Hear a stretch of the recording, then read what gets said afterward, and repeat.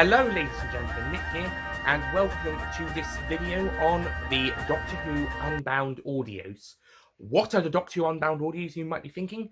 Well, these audios are what if this or that never happened? What if these particular events in the Doctor Who timeline didn't occur? What if something happened? For instance, what if the Doctor never left Gallifrey? What if the Doctor was exiled to the 1990s and missed out on being Unit's scientific advisor? Or what if the means justified the ends? Those type of stuff. So we're going to be jumping into the 8 Doctor Who Unbound audios released between 2003 and 2008. The first 6 were in 2003 to celebrate the 40th anniversary. And then we got 2 sequels, one to the first audio and one to the second audio of the first 6, released in 2006 and 2008 respectively. So let's jump right in. These aren't going to be direct reviews. This is just going to be an overview. I did try to do a video a few days earlier in the week.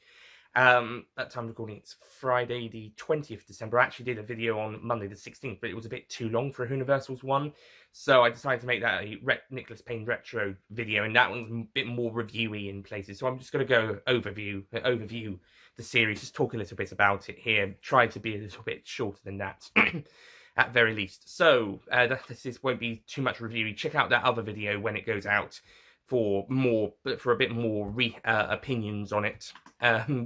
Okay, so the stories we have are Old Morality, which is what if the Doctor never left Gallifrey, and we see Geoffrey Bayldon as the first Doctor. Then we got Sympathy for the Devil, which sees the Doctor arrive in Hong Kong in 1997, so he's not been exiled to Earth in the 1970s or 1980s, depending on the protocols.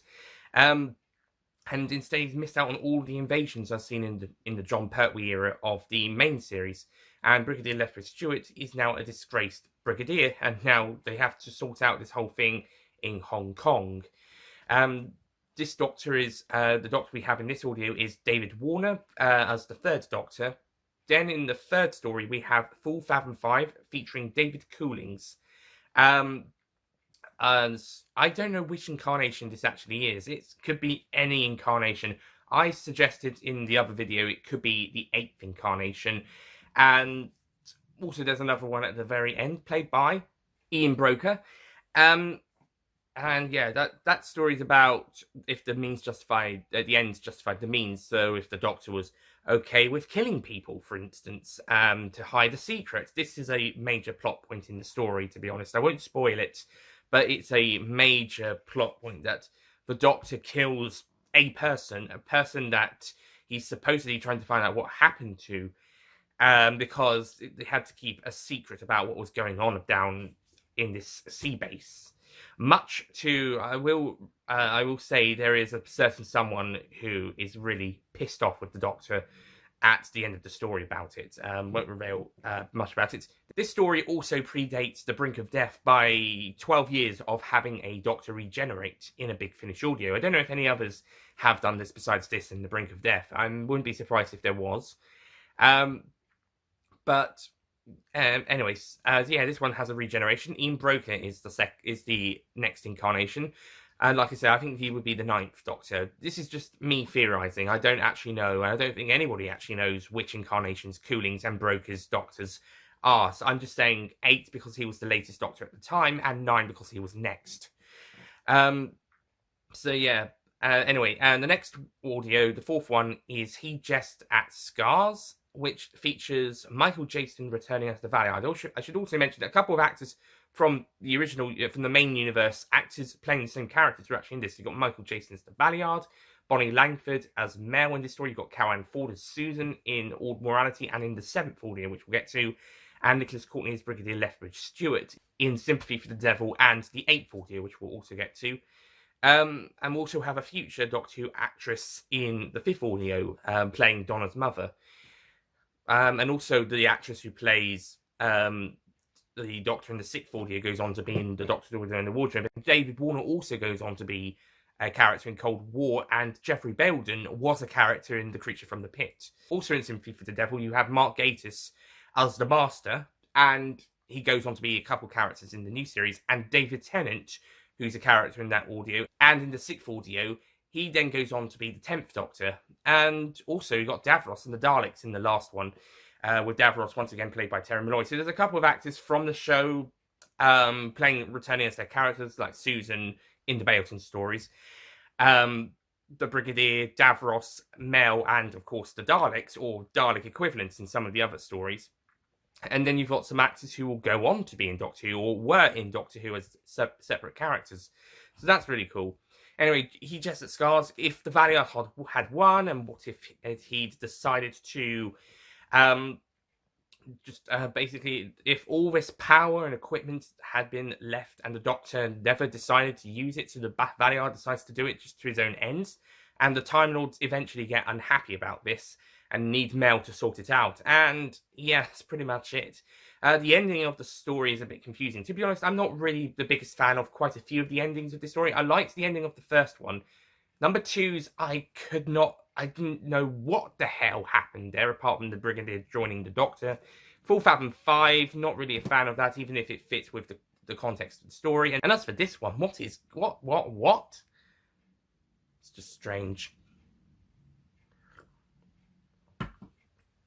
It's also worth noting that this halfway through the series, halfway through overall, halfway through the main series, it would have been between 3 and 4, but halfway overall, it's worth noting quite a few of these decisions that have made these alternative universes, these unbound universes, seem that by the end of these stories, some of them anyway, seem to just put the universe as a whole, or at least for the Doctor and or companions or other characters, to a halt. Certainly, this happens here with the Valiant and Mel. They just, once the ending happens, I won't spoil it, but once the ending happens, it seems like the adventures just are stopped right there with, well, I suppose the Valiant's taken over the 6th Doctor's body, so I guess he's technically the 6th Doctor.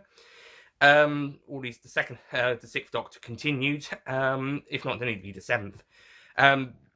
But yeah, it just puts the adventures to a halt, as does Full Fathom 5 and Deadline. Some of the other ones leave the door open, like the 6th audio and the 7th and 8th ones, following the first 2 leaving the door open, but 3, 4, 5, they all kind of just halt the adventures, and I think this one's the most notable case.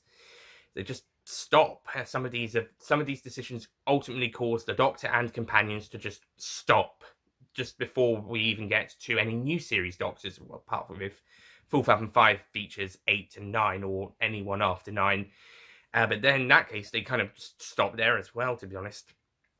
Anyway, moving on to the 5th audio, Deadline. This is the most popular one, and it's written by Robert Shearman, so of course it will be.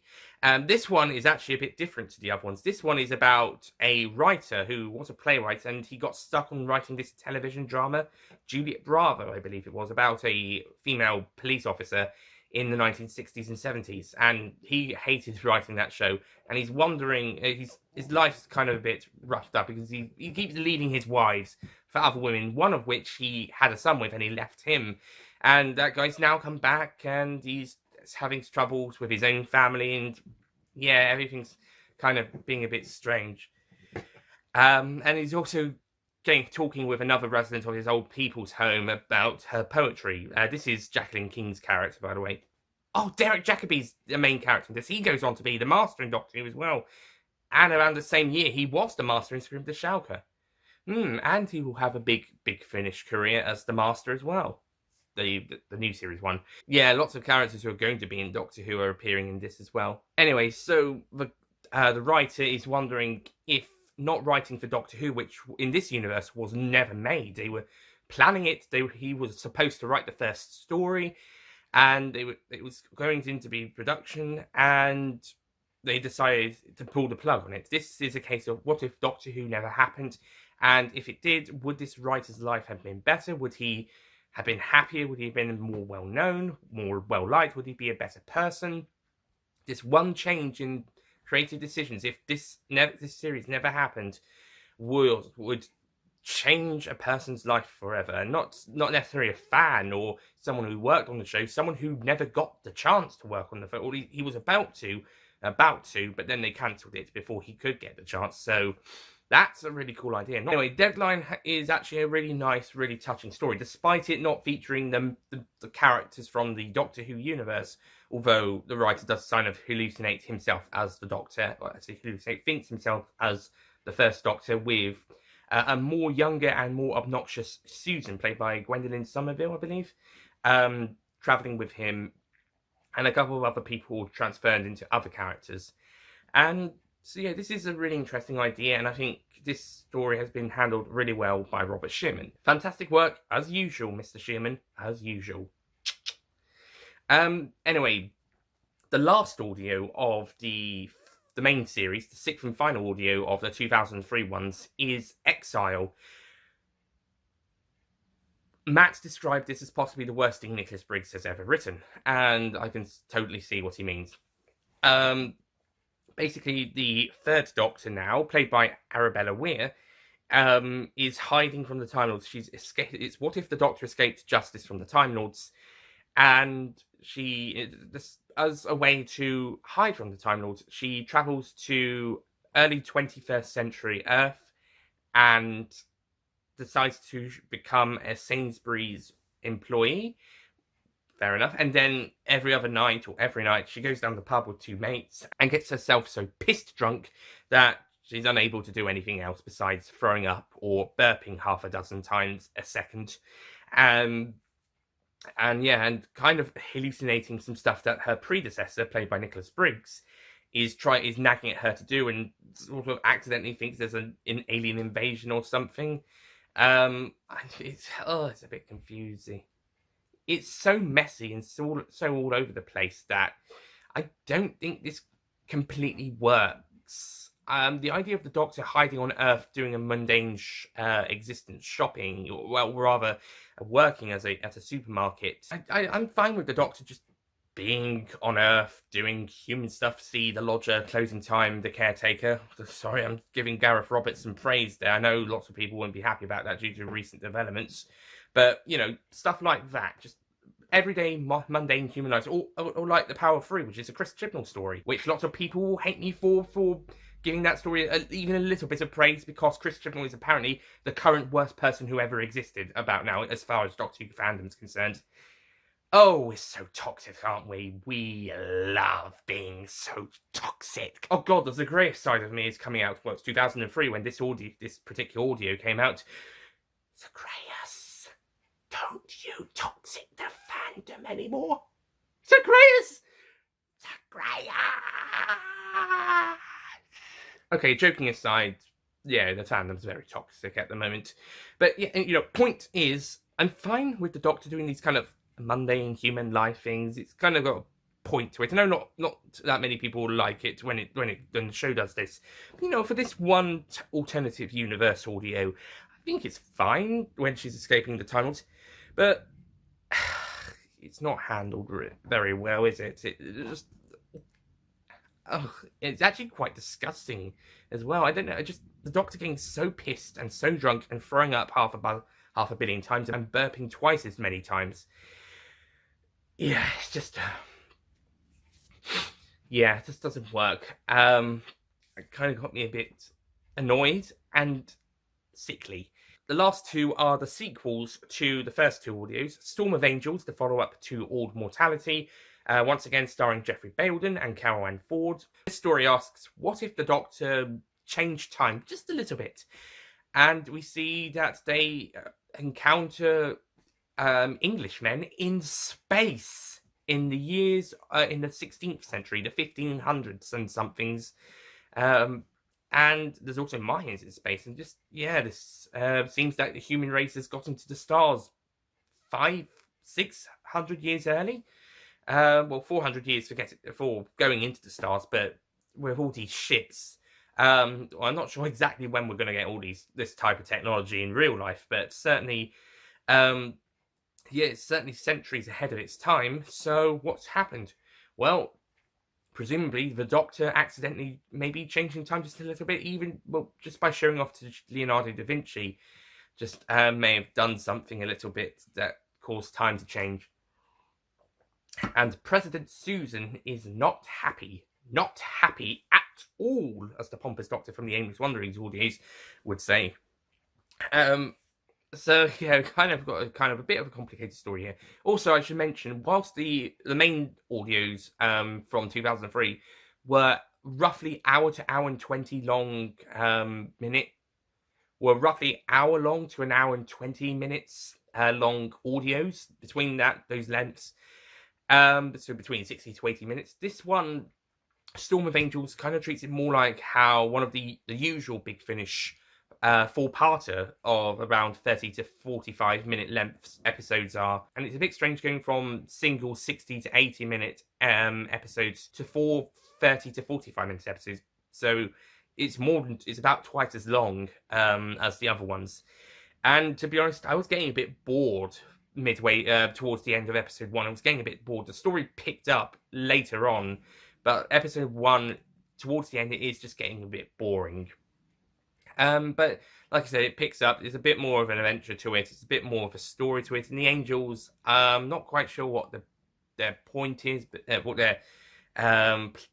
they want. But you know, they're effective threat, I guess. I don't think this story is particularly perfect, but I think it's good. Enjoyed the second half of it, but not so much the first half. Specifically, part 1. Okay, Storm of Angels, it's okay. Yeah, Baildon and Ford do great jobs, just like in Old Morality, and it'd be fun to hear them again in future audios. Again, this story leaves the door open for continuing stories with this Doctor and this Susan, same Susan, but in this universe. Okay, moving on to the final story, which is my personal favourite. Although I think Deadline is the best, actually. Deadline's the best, but Masters of War is probably my favourite. Although in a ranking I would put Deadline above Masters of War, but this one would be a close second. Masters of War follows up from Sympathy from the Devil and sees the David Warner Doctor and Nicholas Courtney's Alistair Gordon Lethbridge Stewart arrive on Skaro, where the Daleks. This story basically is, well, it actually doesn't actually ask the question, or at least I don't think it does. For me, it's what if the Daleks protected the files from an even greater threat, or presumably greater threat. And yeah, this one's not a single part 60 to 80 minutes episodes. Actually, it's 2 60 to 80 minute episodes. And actually that kind of works in this one's favour, I think. And the story doesn't get boring or dull for me. It actually keeps the pace going, especially with a twist midway through, with the end of part 1's twist that changes the entire game of the entire story. I think that is a brilliant twist. I think that is a great change in pace. The part 1 was already a very good story, but part 2 just changes everything and is just amazing, and just does a really great job with telling this story. It's also brilliant to see Davros back. I kind of predicted he would be at the very end, when they were like, oh, this is our great scientific person. I'm not going to say who, not the Daleks, someone else. Not the Files either, someone else. This other threat. But they say, oh, this is our great scientific leader person, and it's Davros. I kind of guessed it was going to be Davros, because I was expecting him to be in this story, because I knew he was going to be in this story, thanks to the picture and the casting. But yeah, I was anticipating it was going to be Davros. It was Davros. Yes! Oh, that was so cool. Also, this is probably the first time I'm expecting Davros, and it is Davros. Without, I do know Davros is going to be in that story, but this whole reveal thing is going to be Davros. But yeah, anyway, awesome. Yeah, and it's actually pretty cool hearing Warner going up against and teaming up with the Daleks in separate points of the story, and also the Brigadier gets to have a fun adventure with them, and also this is a couple of great files, including Sarah Douglas from the Superman films, and also this other file girl. And to me, there seems to be an attachment between her and both Sarah Douglas's character and later on the Brigadier. It's like she considers him kind of a fatherly figure, whilst with Sarah Douglas's character kind of like a romantic partner.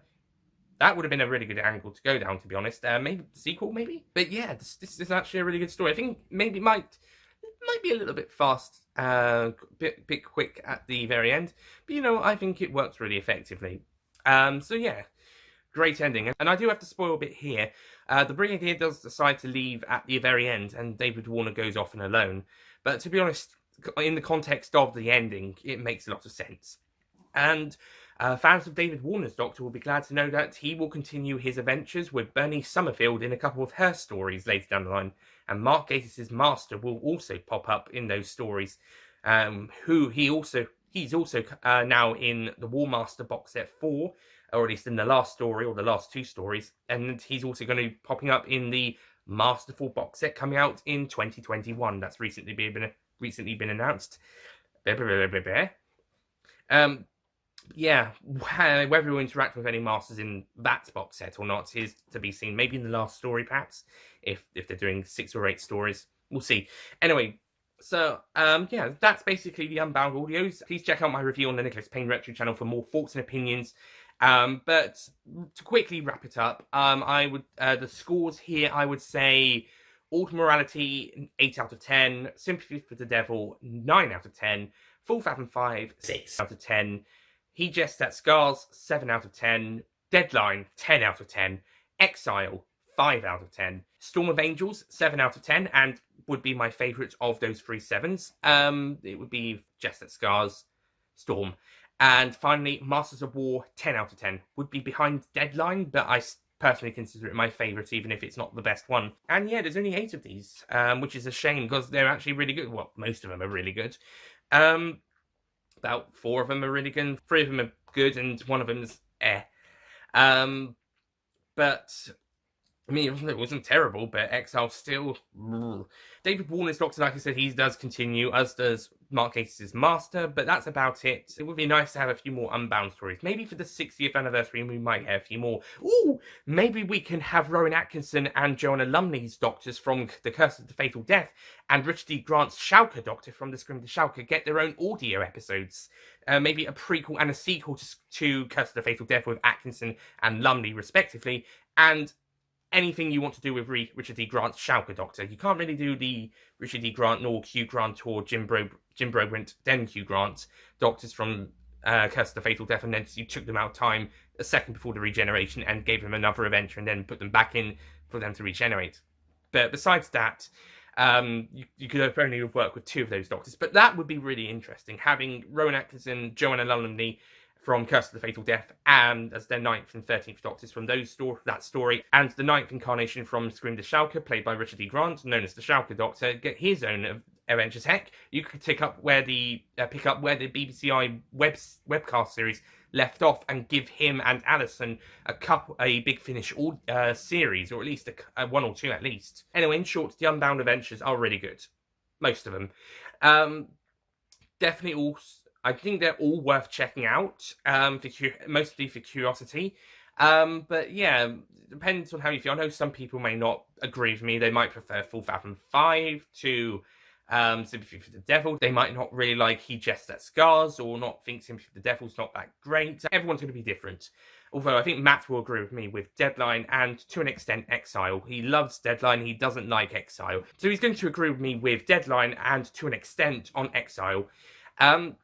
So anyway, put your opinions in the comments if you've heard these stories, or any of these stories, or any of the Warner adventures with Bernie Summerfield, or any of the Mark Gatiss Master stories minus Masterful, which isn't out yet.